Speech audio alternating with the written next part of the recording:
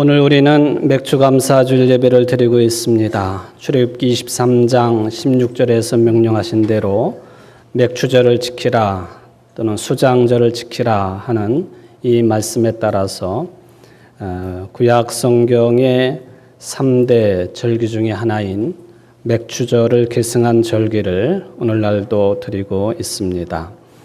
지난 상반기를 은혜 가운데 잘 보내고 2004년 하반기를 주의 은혜 가운데 보낼 것을 찾지만은 복된 시간, 은혜의 시간, 감사의 시간 되시기를 주의 이름으로 축원을 드립니다.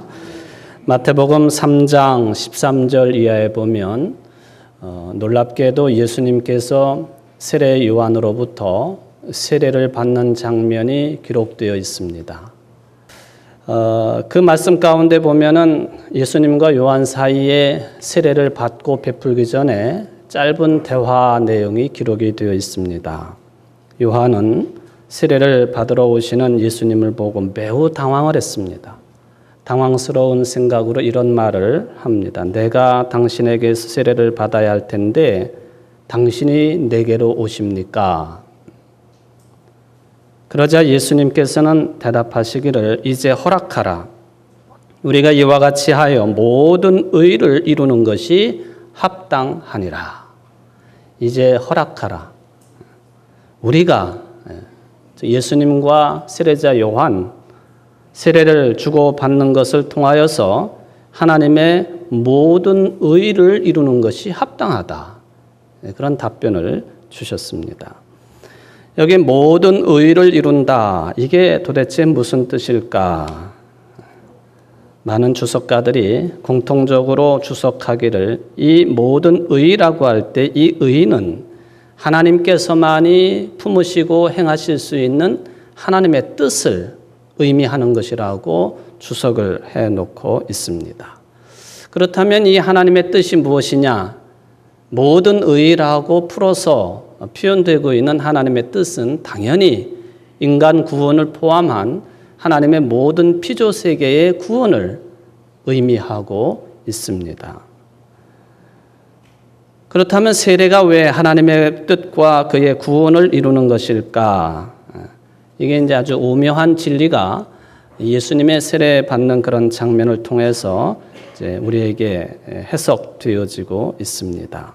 첫 번째로 생각할 수 있는 것은 예수님이 죄인처럼 세례 받으신 것은 예수님이 하나님이시지만은 사람과 똑같은 길을 걸으신 분이시다라고 하는 뜻이 거기에는 담겨 있습니다. 이게 하나님의 뜻이라고 하는 것이죠.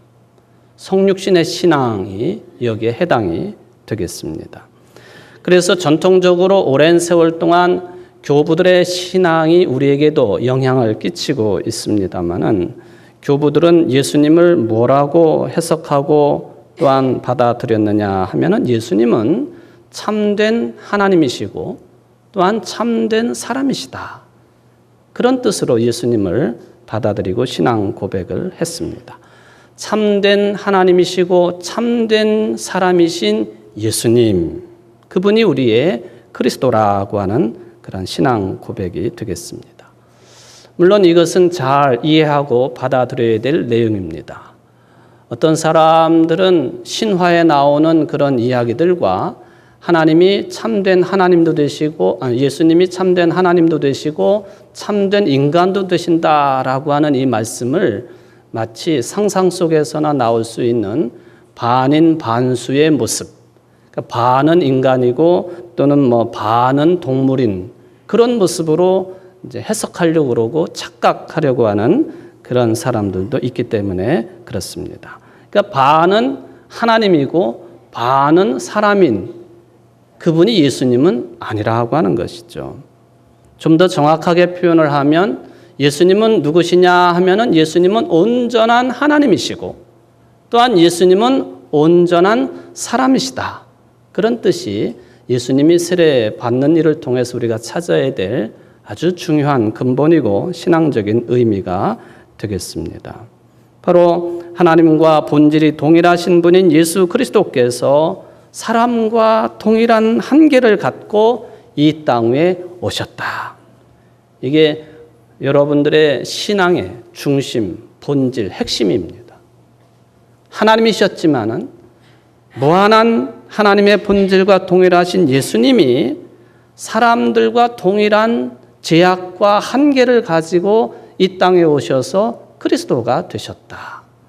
사도 바울은 빌립보 교인들에게 보낸 편지에서 이 부분을 너무나도 유명하고 잘 알려진 이런 고백을 해 놓았습니다. 여러분 안에 이 마음을 품으십시오. 그것은 곧 그리스도 예수의 마음이기도 합니다. 그는 하나님의 모습을 지니셨으나 하나님과 동등함을 당연하게 생각하지 않으시고 오히려 자기를 비워서 종의 모습을 취하시고 사람과 같이 되셨습니다. 그는 사람의 모양으로 나타나셔서 자기를 낮추시고 죽기까지 순종하셨으니 곧 십자가에 죽기까지 하셨습니다. 그러므로 하나님께서는 그를 지극히 높이시고 모든 이름 위에 뛰어난 이름을 그에게 주셨습니다. 그리하여 하늘과 땅 위와 땅 아래에 있는 모든 것들이 예수의 이름 앞에 무릎을 꿇고 모두가 예수 그리스도는 주님이시라고 고백하여 하나님 아버지께 영광을 돌리게 하셨습니다.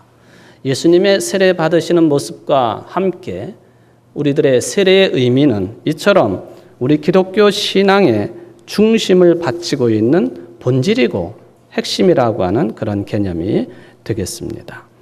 뿐만 아니라 예수님의 세례 사건은 이제 예수님께서 한계를 가지고 있는 인간의 모습으로 오셔서 영원하신 하나님의 뜻에 전적으로 순종하고 따르겠다라고 하는 그런 표시이기도 합니다. 즉 새로운 삶에 대한 결단을 가리키는 그 현상이 세례 받음을 통해서 나타날 수 있다라고 하는 그런 이야기가 되겠습니다.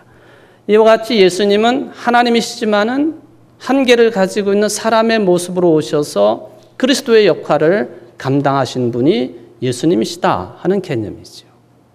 바로 이게 특히 유대 기독교인들 신앙 공동체가 주로 읽었던 마태복음에서 나타나고 있는 세례에 관한 표현입니다. 신앙 고백이지요.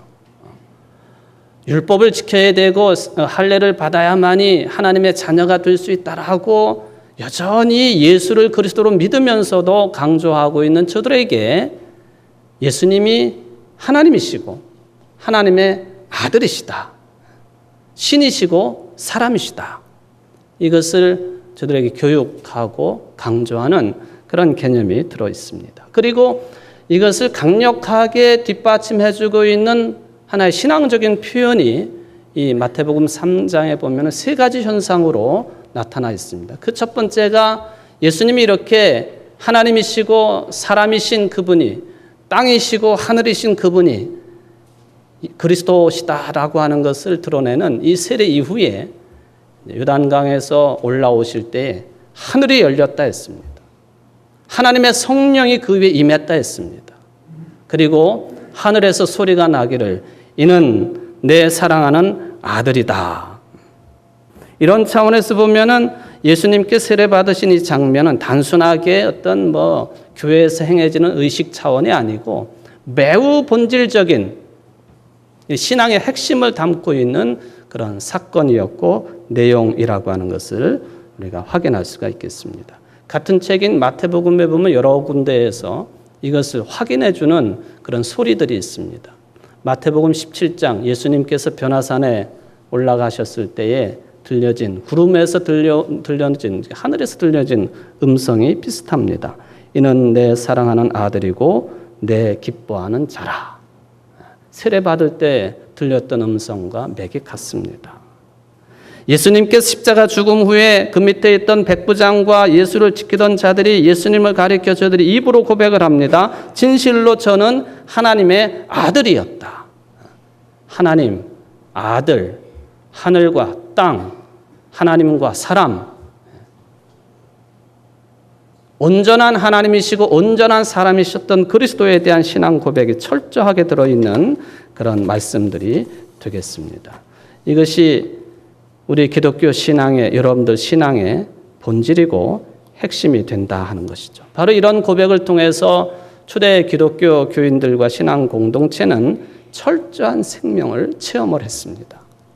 어디서 생명을 얻을 수 있겠는가? 철학도 공부해보고 문학도 공부해보고 뭐 이것저것을 다 주장해보고 추종을 해보고 따라다녀 보았지만은 세상에 가득 차 있는 이 모든 것들을 다 기웃거려 보았지만 참 생명을 얻지 못하다가 참 하나님이시고 참 사람이신 예수 그리스도 그분을 통해서 그분의 부활을 통해서 온전하고 영원한 참 생명을 초대 기독교인들이 붙잡았고 이것을 붙잡았기 때문에 그 모진 박해 속에서도 교회 공동체가 유지될 수 있었고 그런 죽음의 위협 속에서도 저들이 신앙을 끝까지 지킬 수가 있었습니다. 그랬기에 예수님의 말씀처럼 이 밭에 묻혀 있는 것 같은 이 보물을 발견했기 때문에 자기의 전 재산, 심지어는 목숨까지 바쳐서 이 생명의 보물을 간직하고 삶으로 영위해야 된다라고 하는 예수님의 가르침도 우리는 받아들일 수가 있겠습니다. 그렇습니다. 예수님이 하나님의 아들이시라고 하는 이 진리를 초기 기독교 교인들은 이 예수님의 세례에서 경험을 했습니다. 보이지 않는 하나님의 보이는 형상으로서 예수님을 그리스도로 맞아들일 수가 있었습니다. 이 신앙의 본질을 우리가 지금도 회복하고 또 누리고 살아가는 것이 굉장히 중요한 하나님의 뜻이 되겠습니다. 이처럼 모든 의를 통해서 이루어지는 하나님의 뜻을 옳게 파악하고 받아들이는 것, 신앙의 본질을 받아들이는 것 매우 중요하고 또 생명에 관련된 일이기는 합니다만은 근데 이게 말처럼 쉽지가 않다는 것이 문제가 되겠습니다. 어떤 사람들은 이 하나님의 영원한 생명의 뜻을 아전인수격으로 해석하는 그런 경향성도 보이고 있습니다. 우리들도 입에 배어있는 그런 표현이 어떤 경우에도 이건 하나님의 뜻이다. 그렇게 말해버리고 모든 것을 넘어가 버리거나 또는 심지어는 소극적으로 회피해버리는 그런 경우도 많지 않겠습니까? 잘못하면 하나님의 뜻 해석을 이언령 비언령식으로 해석을 하게 되면 똑같은 사안과 똑같은 사건, 똑같은 말씀을 두고도 이렇게 해석했다가 또 저렇게도 해석을 하고 하나님의 뜻이 그렇게 해석되어질 수 있는 것인지 가볍게 처리되어질 수 있는 것인지 우리는 심각한 신앙의 질문을 던져보게 되는 것이죠. 지난 6월 29일 서울 방이동에 있는 올림픽 공원 내 체육관에서 기독교의 집회가 있었습니다. 그 집회의 타이틀이 뭐였느냐 하면은 한국교회 본질 회복 성회라 그렇게 타이틀이 붙어 있습니다. 한국교회가 성장을 멈추었다. 이거에 대해서 회개를 하고 회복을 촉구하는 새 각오를 다짐하는 자리였다고 자평을 합니다. 여러분의 설교자들이 나와서 한국교회의 성장을 위한 최우선의 과제가 뭐냐? 본질을 회복하는 것이다. 그렇게 설교를 했습니다. 그날 의무봉사를 했던 한 교회 장로님이 이런 인터뷰를 했습니다. 성도들이 하나님의 말씀대로 산다면 우리 사회가 발전하고 복음도 절로 전해질 것입니다. 하나님의 말씀대로 살기만 하면 모든 것이 잘 될 것입니다. 마치 종교개혁의 모토를 떠올리게 하는 그런 인터뷰 내용이 신문에 실려져 있었습니다. 왜냐하면 종교개혁의 절대적인 모토가 뭐였느냐 하면 언제나 성경으로 돌아가자였습니다. 하나님의 말씀인 성경의 본질로 돌아가야 된다. 그래야만이 성도들이 살고 교회가 살고 세상에 살 수 있다라고 하는 그런 절대적인 모토를 주장을 했기 때문에 그렇습니다. 성경으로 돌아가야 된다. 하나님의 말씀대로 살아야 된다. 그런데 정말 우리 그리스도인들이 가슴에 손을 얹고 생각해 봅니다. 종교개혁의 절대적인 모토요, 우리의 생명과도 같은 그런 말씀, 하나님의 말씀, 하나님의 뜻으로 그걸 본질로 삼고 우리가 살아가고 있느냐? 그쪽으로 돌아가려고 회복의 노력을 기울이고 있느냐? 톨스토이가 사람은 무엇으로 사는가? 하는 그런 질문을 던지지 않았습니까? 어쩌면은 사람이 무엇으로 사느냐 하는 이 질문에 대해서 가장 적극적으로 답변을 내놓을 수 있는 종교가 기독교입니다. 왜냐하면은 예수님이 시험 받으실 때에도 하셨던 답변의 내용이 들어있기 때문에 그렇습니다. 성경이 말씀하시기를 사람이 떡으로만 살 것이 아니요 뭘로 산다고요? 하나님의 입에서 나오는 말씀으로 살 것이니라.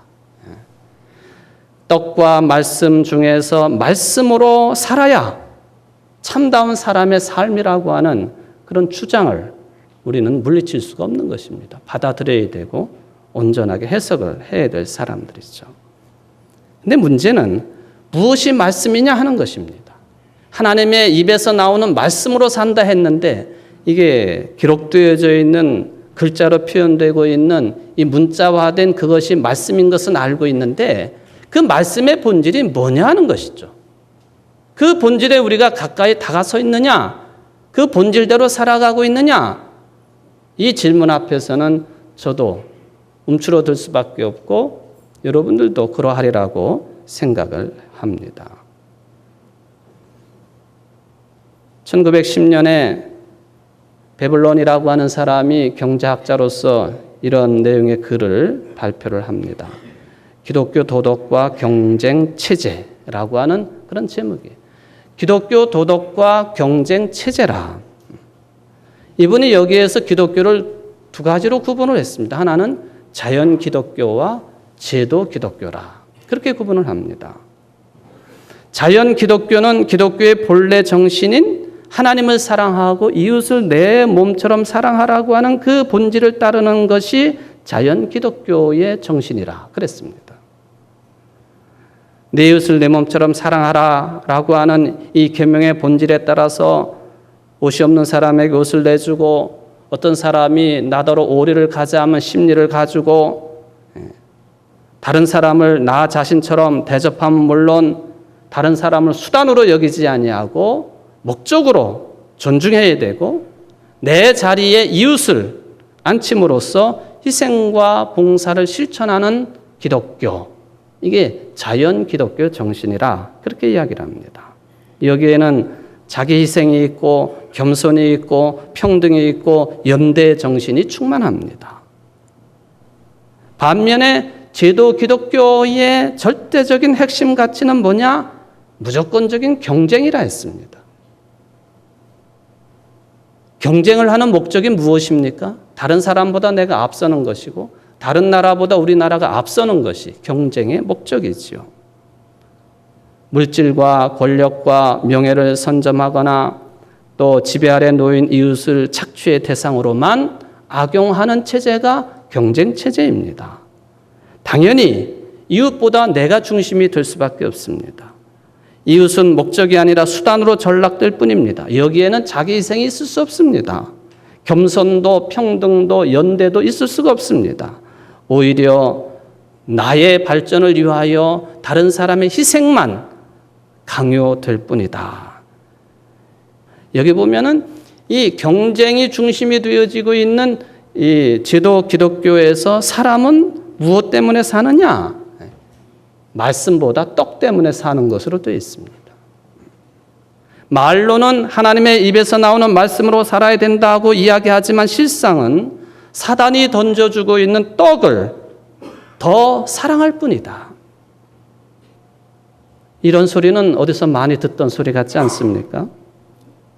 경쟁이, 지배가, 이기적인 모습이 나의 희생보다도 다른 사람의 희생이 목적 그 자체보다는 수단으로서의 개인이나 정신보다 물질, 돈 이런 것 지배하에서 움직여지고 있는 모든 활동들, 탐욕을 미워하면서 불의에 대해서는 무관심한 이게 지금 전 세계를 움직이고 있는 주류 경제 논리라 그런 얘기예요. 세계화, 신자유주의 경제질서 다 이런 논리예요. 경쟁에 뒤처지면 죽게 되어 있다. 이거에 모두 다가 몰려가지고 뭐가 선인지 뭐가 의인지 뭐가 하나님의 뜻의 본질인지 이것은 별로 관심이 없어요. 그러면서도 입으로는 하나님의 입으로부터 나오는 말씀으로 사는 것이 중요하다. 이야기는 하고 있습니다. 우리는 말씀으로 살아야 된다고 하는 하나님의 뜻의 본질을 언제나 기억해야 되고, 이것이 우리에게 주어진 청은 명령이라고 하는 것을 기억을 해야 됩니다. 만약에 여전히 이 베블론이라고 하는 사람이 구분을 해놓은 것처럼 우리가 제도 기독교에 익숙해져 있다고 한다면 진정한 의미의 하나님의 뜻이 운행되어지는 신앙이나 교회 생활은 아닐 것이다 하는 그런 비난 앞에 우리는 서 있을 수밖에 없습니다. 특별히 우리 한국의 기독교인들의 삶의 모습, 특히 교회 지도자들, 신앙의 지도자들 이런저런 말들이라든지 행태라든지 이런 것을 보면 어쩌면 이 제도 기독교의 정신보다도 더 저질인 그런 모습으로 말을 하고 그런 모습으로 행동하고 있는 것은 아닌지, 본질 회복을 위한 집회는 한다고는 하지만 여전히 그 속에는 경쟁 우선의 사고방식이 신앙처럼 자리를 잡고 있는 것은 아닌지, 그런 우려를 우리는 하게 되는 것이죠. 근본으로 돌아가야 된다. 이것은 의미 있는 지적입니다. 신앙의 기본, 마르틴 루터가 1513년 신앙의 기본 근본이 하나님의 뜻, 하나님의 말씀에 기록된 성경에서 하나님의 뜻을 찾아야 되고 그 뜻에 돌아가야 된다라고 하는, 이게 기본이라고 하는 것이죠. 문제는 하나님의 뜻이 뭐냐 하는 것이죠. 본질 회복 성회에서 사람들이 모여가지고 주여 주여 그렇게 외치고 기도를 하는 기독교인들이 많은 한국의 현실입니다만은, 모두가 애국자입니다마는, 그런데 현실에 대한 안목이 깜깜하고 하나님의 뜻에 숨어서 악과의 싸움을 거부를 한다면 하나님의 뜻이 아닐 수도 있습니다. 현실의 역사에서 악한 세력들과 싸움을 피하지 말아야 되는데 그것이 성경의 가르침이기도 한데, 여러분, 유명한 보네포 목사가 옥중서신이라고 하는 그런 글을 써서 우리들이 읽기도 하고 그럽니다마는, 사실은 그분의 이 옥중서신이라고 하는 이 책의 제목이 뭡니까? 순종과 저항이라고 하는 뜻이에요.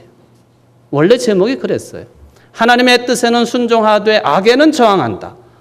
이게 우리 그리스도인들의 입장이고 하나님의 뜻의 본질에 따르는 삶의 구체적인 내용이 된다 하는 것이죠. 오늘 예수님이 말씀하시지 않습니까?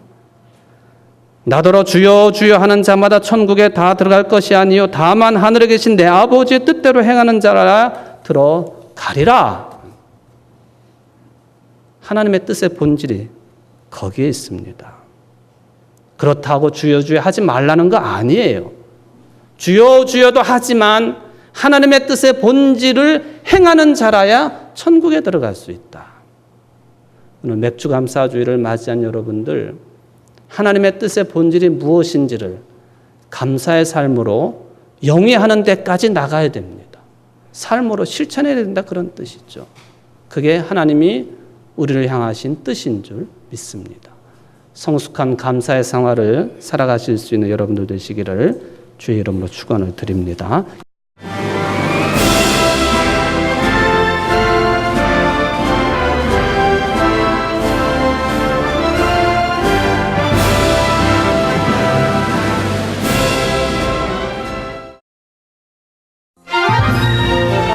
국내 최고 수준의 제15회 GBS 전국 청소년 음악 콩쿠르가 8월 30일 교육문화의 도시 청주에서 열립니다.